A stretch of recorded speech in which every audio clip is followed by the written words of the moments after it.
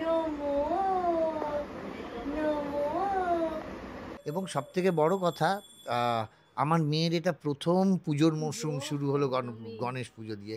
তো আজকে যখন আমার বাড়িতে যিনি পূজারী, উনি যখন এসছেন, যখন মাস্কটা ওপেন করা হয়েছে, মুখ তো ঢাকা থাকে, ওপেন করে আমি মেয়েকে নিয়ে সামনেটায় গিয়ে দাঁড় করিয়েছি। ও প্রথমে না একটু নর্মাল মুখ তো নয় ঠাকুরটা, সুর কিরকম একটা এরম ছিল, এরম ঘুরে। তারপর আবার খানিকক্ষণ আমি বললাম যাও যাও একটু কাছে যাও, একটু ভয় ভয় পেয়ে তারপর দেখলাম আঙুলটা বাড়াচ্ছে। তারপর পদ্ম ফুলগুলো ছিঁড়ে দিল, দেখলে তো তুমি। আমার মেয়ে খুব সুন্দর ঘন্টা বাজে। আমি ওটা বলতে যাচ্ছিলাম, আমার বাবা পুজো করে, আমার ঠাকুরমশাই এভরিডে পুজো করতে আসে, তো সেটা দেখে দেখে ওর ওটা একটা মানে অভ্যাসে পরিণত হয়েছে।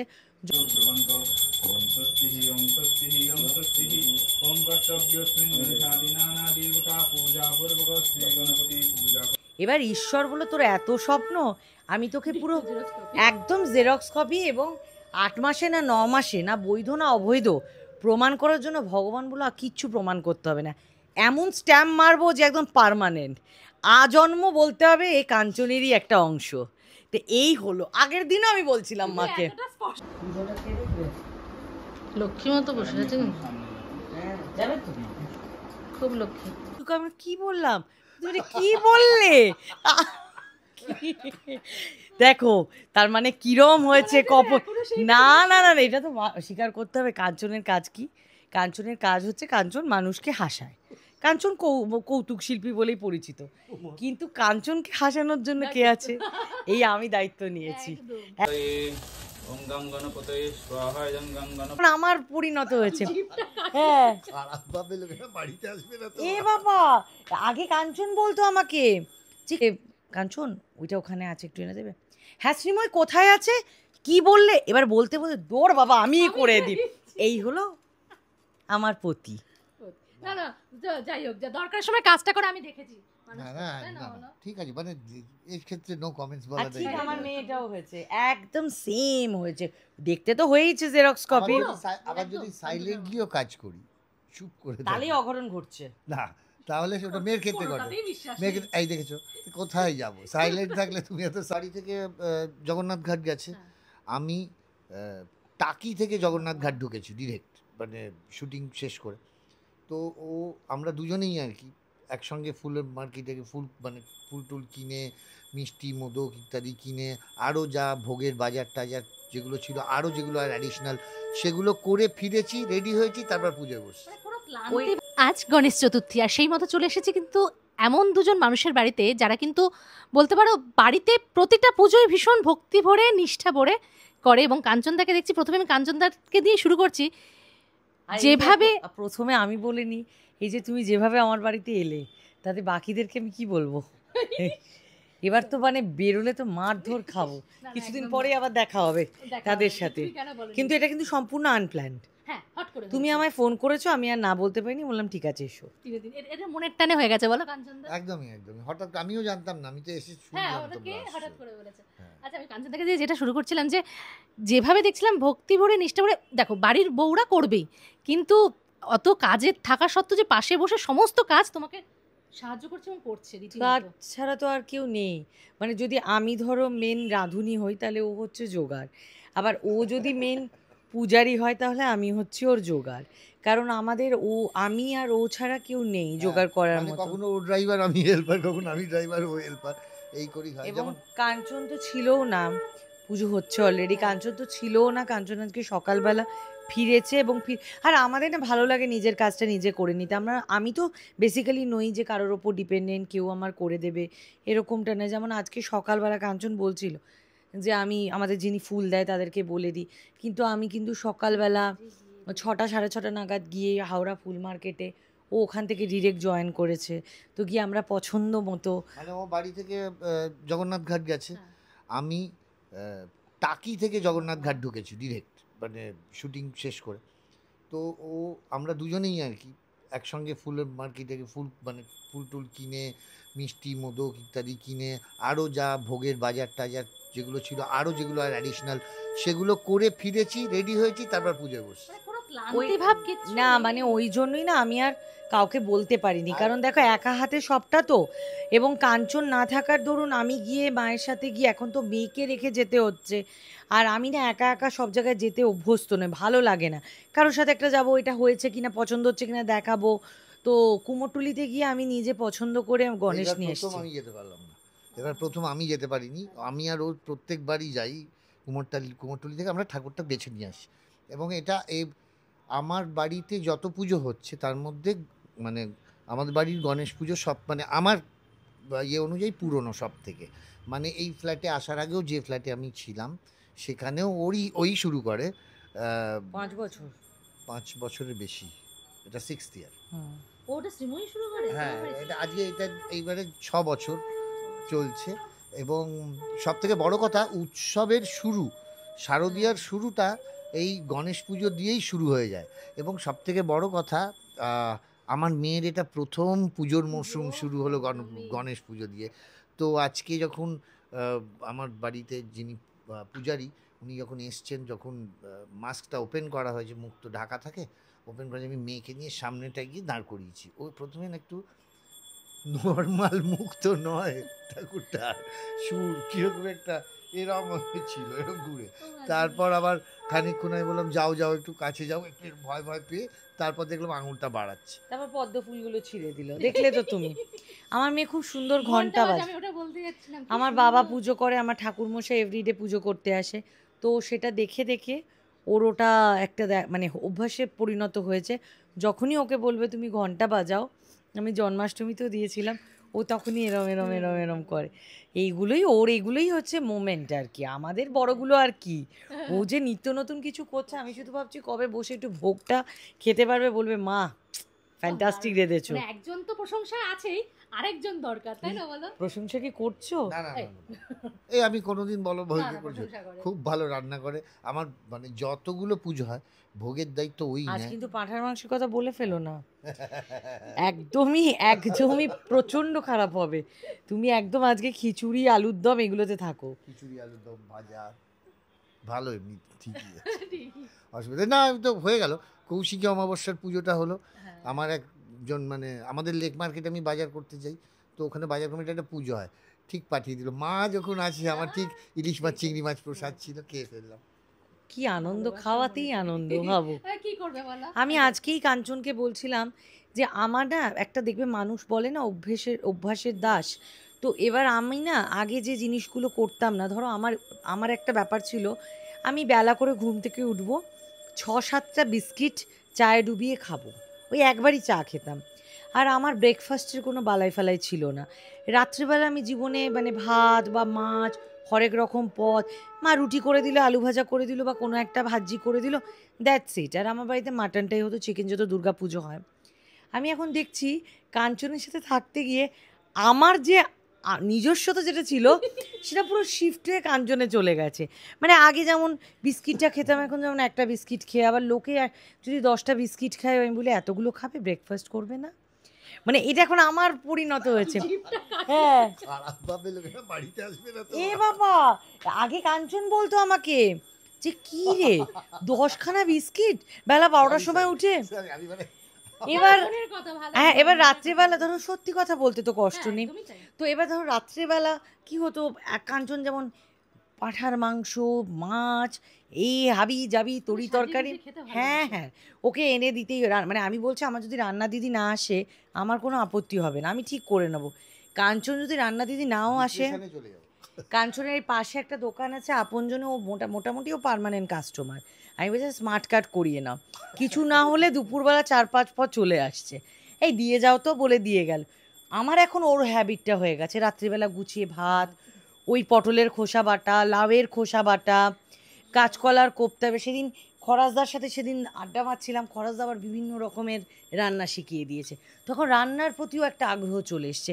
মা আগে বলতো হ্যাঁ রে তুই তো পরের বাড়িতে বউ হয়ে যাবি, তোর তো শ্বশুর শাশুড়ি মানে চূড়ান্ত তোকে অপমান করবে, সাথে আমাকেও, তুই তো কুটো মেখে দুটো করিস না।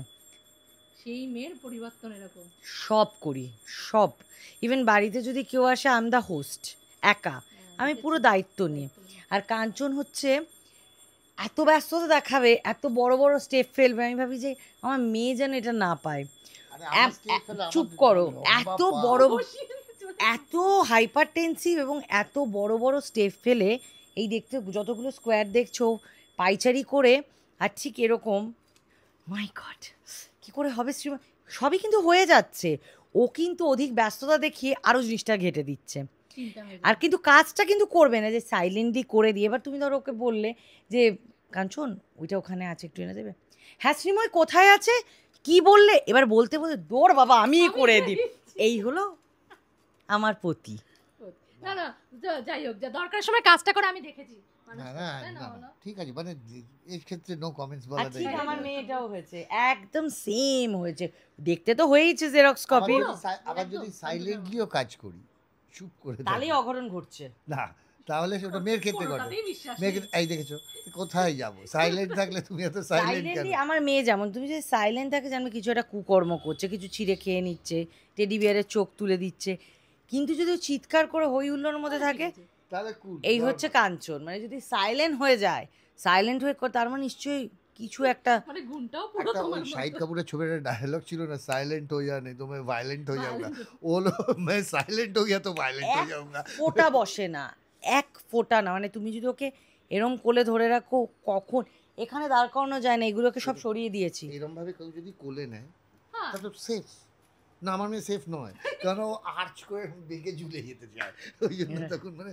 আমি বলছি শুধু একদম বাবার মতো হয়েছে পুরো ভবিষ্যৎ।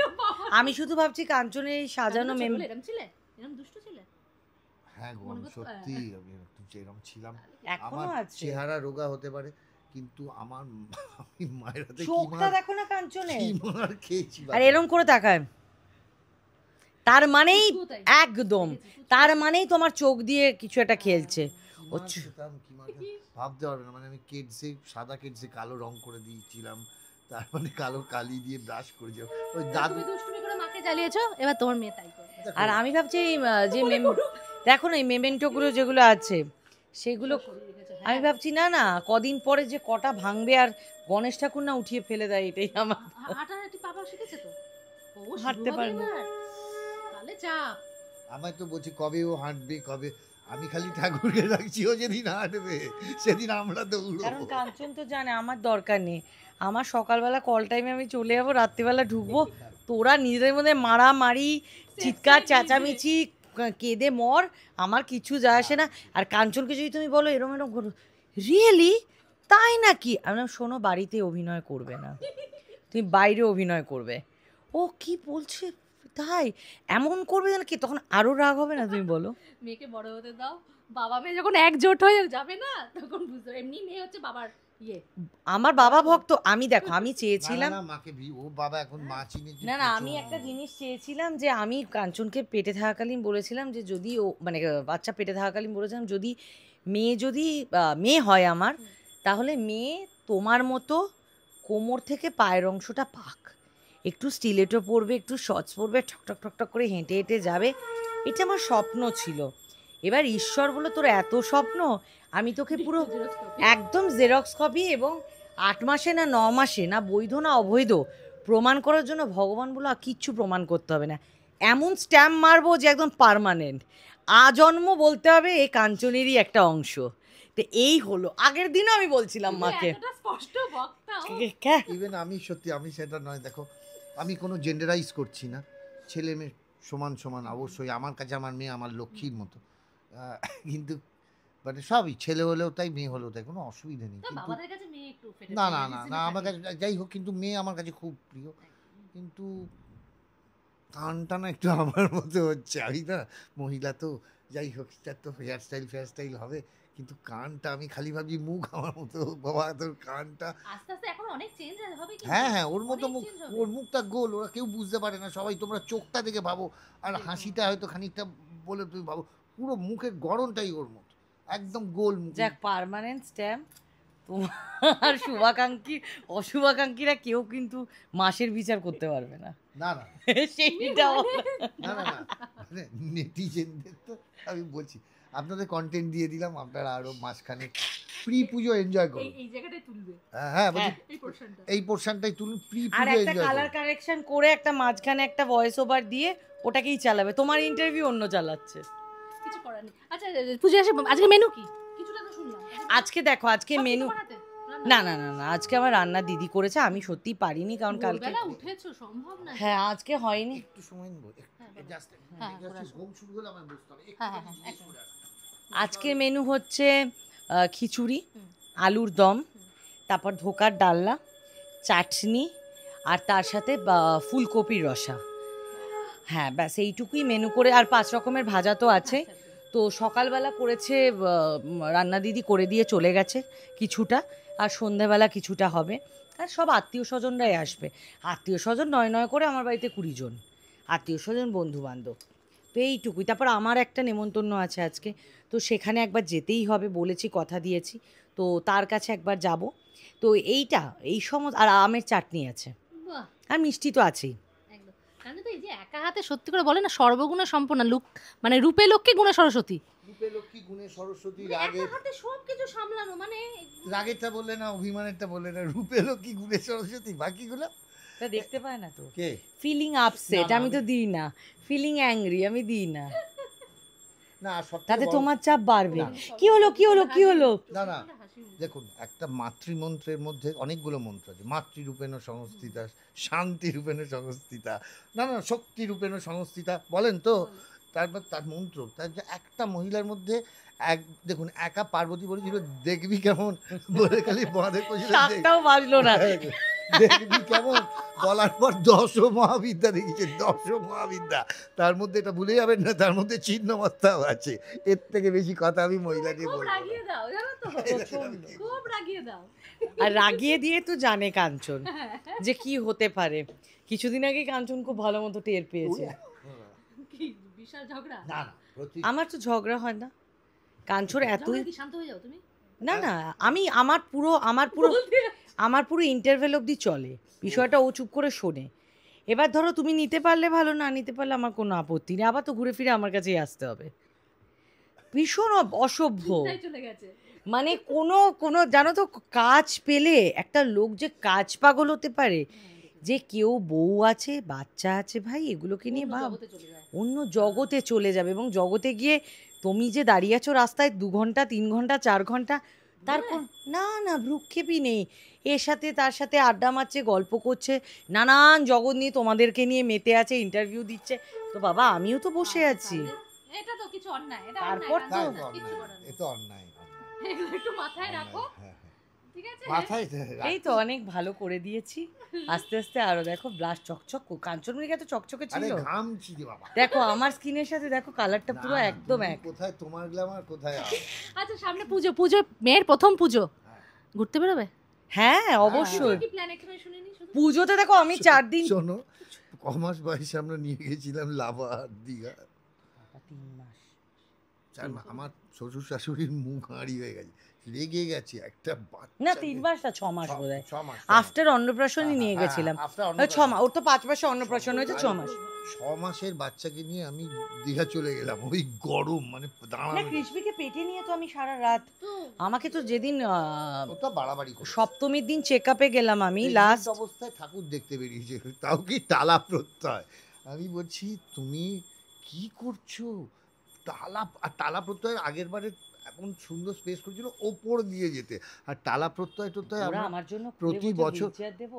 বলছে হুইল চেয়ার, ও তো স্মার্টলি না হুইল চেয়ার লাগবে না, ওকে ভেতর দিয়ে ওই প্রাইভেট গেটটা দিয়ে আমার ওই চাঁদের উপর অত হাঁটিয়ে আমরা গেলাম। কিছু তুমি এতটা desperate সব কটা দেখেছি, সুরুচি সঙ্গ দেখেছি, বাদামতলা 66 পল্লী দেখেছি, মেয়েও হবে? সব। Desperate। এবার আমি ভাবছি ডেসপারেট কিন্তু দেখো, হওয়া পেটে ভালো। চড়ে দেখেছি যখন, কোলে চড়ে দেখতে হ্যাঁ। আপত্তি কোথায়, পেটে চড়ে দেখেছি যখন। না ডেসপারেট হওয়া কিন্তু ভালো, একটু জীবনে মাঝে মধ্যে একটু রিস্ক নিতে হয়।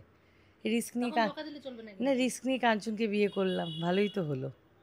হ্যাঁ এটা ভালো হয়েছে, যেখানে দুজন মানুষ ভালো থাকবে একদম সেটাই। ডেসপারেসি কিন্তু আমার- থাকতে হবে। না, একদমই আমার মনে হয় যে যেখানে ভালো থাকবে, কোনো রকম ভান না করে, আমার কথাটা এটা কন্টেন্ট হবে, কোনো রকম ভান ভনিতা না করে, নাটক না করে, যেখানে মনে হবে, যেখানে আপনি ভালো থাকবেন, আপনি হৃদয় দিয়ে ভালো থাকবেন, সেইখানেই থাকবেন বলে আমার মনে হয়। আমার দেখো আমার নিজের জীবনের ক্ষেত্রে আমি ভীষণ ডেসপারেট, কারণ আমি জানি যে ঠিক আছে এবার কিছু কিছু ক্ষেত্রে কি প্রেগনেন্সিটা তো একটা এক্সট্রিম জায়গায়, কিন্তু আমার ওই একটা রাত্রেবেলা না আমি ঠাকুর দেখব, তো ডাক্তারবাবু যেদিন আমার সপ্তমী দিন লাস্ট চেক আপ করে ডাক্তারবাবু তুমি শিগগিরই শুয়ে পড়ো। আগে আমি ফিটাল ইকো ওদের যেরকম চেক করে নিই, কারণ হার্ট রেট কী আছে না আছে, তো সেই কারণে একটা আমি একটু হোম আচ্ছা তাহলে শেষ করি। হোম এখনো শুরু হয়নি। হ্যাঁ বলো 2 মিনিট। এক ঠাকুর মশাই 2 মিনিট শেষ করছি। 2 মিনিট দাঁড়ান। হ্যাঁ হ্যাঁ একটু কথা বলে নি। তো তখন ওরকম চেক টেক করলো, করার পর বললো না ইটস ওকে। তারপর তো কৃষ্ণবি কালী পুজোর পরে আমি তো কালী ঠাকুরও দেখতে গেছিলাম ওর কনস্টিটিউয়েন্সিতে। আমার কথা হচ্ছে কালী পুজো দেখতে গেছে, আর আমার মেয়ে হয়েছে কালী পুজোর পরের দিন। আর আমি গেছিলাম ভূত চতুর্দশীতে। ভূত চতুর্দশীর দিনও গেছে দেখতে। হ্যাঁ হ্যাঁ চেক আপ করে, কাঞ্চন তো নিয়ে যাবে না। না না সত্যি আচ্ছা, ওই জন্য তোর আরো রাগ, এত কষ্ট পাওয়ার পর মেয়েকে কেন আমার মতো দেখতে। না একদিন না না না একদিন কিন্তু বলে ফেলেছে এরকম ভাবে, আমি আর সত্যিই খুব কষ্ট হয়েছে এটা নিয়ে। কোনো সবাই হয়তো বলতেই পারে কি এমন কি যারা মা হয় কিন্তু বিভিন্ন কমপ্লিকেশনস তো বিভিন্ন প্রেগনেন্ট মহিলাদের হয়, নানান রকম কমপ্লিকেশনস হয়। তো ওর বমিটা মানে ভালো, মানে দুবেলা জোফার ইঞ্জেকশন নিয়েও শুটিং করতে গেছে, এরকমও হয়েছে, একবার ভর্তি করতে হয়েছে, ঘুম চলে গেছে। আমি মানে বলতে গিয়ে নয়, একটা রাত্রে একজন মহিলা 30-32 বার বাথরুম যায়, কারণ তখন প্রেগনেন্সিতে একটা ইয়েতে চাপ আসে। আমি একদিন রেগে গিয়ে বললাম কি হচ্ছেটা কি করছো তুমি? স্বাভাবিক ওই অবস্থা, শেষের দিকটা আরও ওর এসজিপিটি বেড়ে গেছিলো, জন্ডিস হয়ে গেছিলো, মানে একটা কেলেঙ্কারির জায়গায় হয়েছে। দেখো এই সমস্তগুলো থাকবেই, it's a part of your life, কিন্তু আমার একটা টেনশন ছিল যে আমার যা হয় হোক, কিন্তু বাচ্চাটা যাতে কোনোভাবে মানে সাফার না করে, কারণ আমার মনে হচ্ছিলো এত মাসে জার্নির যে কষ্টটা করলাম, আমার শুধু মনে হচ্ছিলো আমি তো বাইরে ও বাবা করতে পারছি, কিন্তু ভিতরে ওর কী হচ্ছে ওই একবার ইউএসজিতে ব্ল্যাক অ্যান্ড হোয়াইট ছবিতে তো তুমি বুঝতে পারবে না। তো সেইটা একটা ছিল। আর সত্যি কথা বলতে পারিপার্শ্বিক লোকজন যারা ছিল, ধরো কর্মক্ষেত্রে আমি স্নিগ্ধাদিকে অ্যাক্রোপলিসে কাজ করেছিলাম, তো তাকে হ্যাটস অফ জানাবো যে যেভাবে উনি আমার মায়ের মতো করে, মায়ের পর যদি করতে যাচ্ছিলাম মাতৃসমা যদি কেউ হতে হয়, আমার চোখে দেখা, আমি নিউট্রালি দেখেছি, ওর সঙ্গে স্নিগ্ধাদির তো সম্পর্ক অত্যন্ত ভালো, নিজের মা ওরম কেয়ার নেন না, উনি যেভাবে কেয়ার নেন। মানে আমি তোমাকে এও বলছি সকালবেলা প্রেগন্যান্সি ডিক্লেয়ার করিনি, একমাত্র ওনাকে বলা হয়েছিল যে প্রেগনেন্ট। কারণ আমি তখন নতুন সিরিয়ালে বিয়ের পর ঢুকেছে আকাশ কুসুম বলে, আমারই ট্র্যাক চলছিল, তো তখন যখন হসপিটালে ভর্তি হলাম তখন দেখলাম, আমি যখন মানে জানতে পারলাম, দেখলাম এটা লুকোনো যাবে না, কারণ সিন ওয়াইজ তাহলে আমার অনেক কিছু করতে হবে। তো আমি তো ননভেজের গন্ধ নিতে পারতাম না, তো আমার এরমও দিন গেছে কো অ্যাক্টাররা রেগে যেত যে সকালবেলা সিন এসে ক্যান্সেল হয়ে যাচ্ছে কেন। কিন্তু আমি যখন সিনটাদিকে জিজ্ঞেস করলাম দিদি এরমভাবে সিনটা যাবো না, বললো বাবু খুব বৃষ্টি হচ্ছে তো, আর তোর এতটা কমপ্লিকেশনস তোকে দেখেও মনে হচ্ছে, বোঝা যাচ্ছে।